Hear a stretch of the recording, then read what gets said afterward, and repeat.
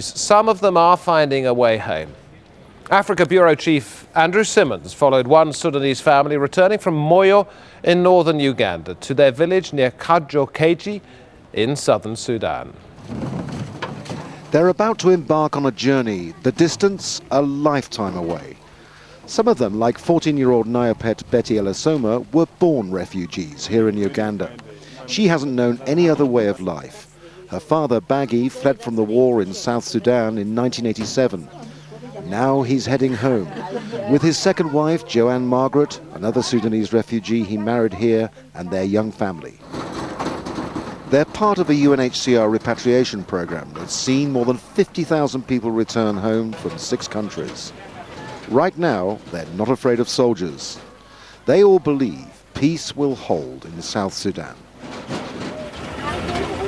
The atmosphere in here is one of absolute happiness.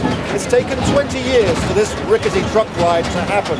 These aren't economic migrants seeking a fortune elsewhere.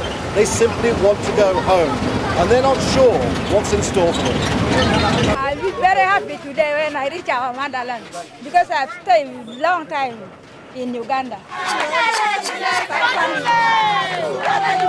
And across the border, a welcome. This isn't so much a homecoming, though, more a step into the unknown.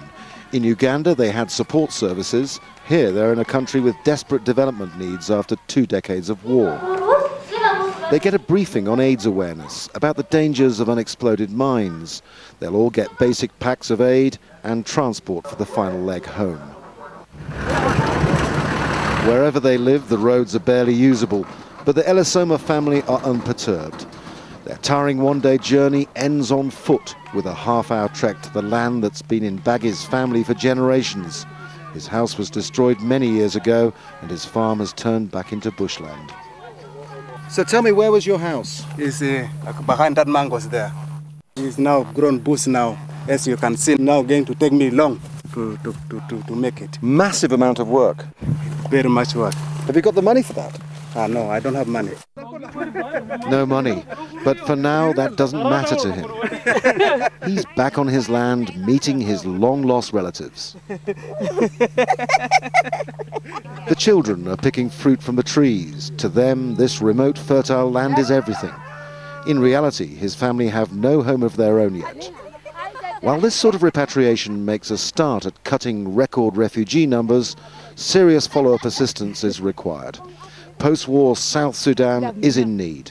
Families like this aren't the types to cry out for handouts, but to make this farm work again, they need some modest help. Andrew Simmons, Al Jazeera, Ramogi village in South Sudan.